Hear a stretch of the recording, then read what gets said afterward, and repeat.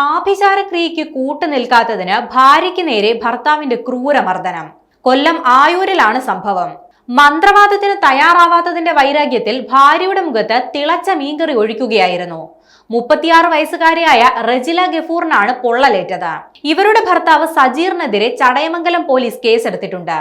ഇന്നലെ രാവിലെ 9 മണിയോടുകൂടിയാണ് സംഭവം നടന്നത്.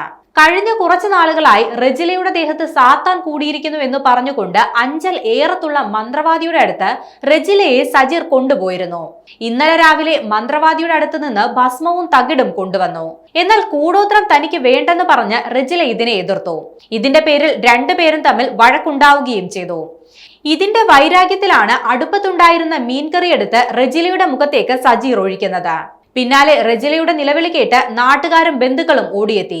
റജിലയെ ആദ്യം ആയൂരിലെ സ്വകാര്യ ആശുപത്രിയിലും പിന്നീട് അഞ്ചലിലെ സ്വകാര്യ ആശുപത്രിയിലും പ്രവേശിപ്പിച്ചു. റജിലയുടെ മുഖത്തും ദേഹത്തും പൊള്ളലേറ്റിട്ടുണ്ട്.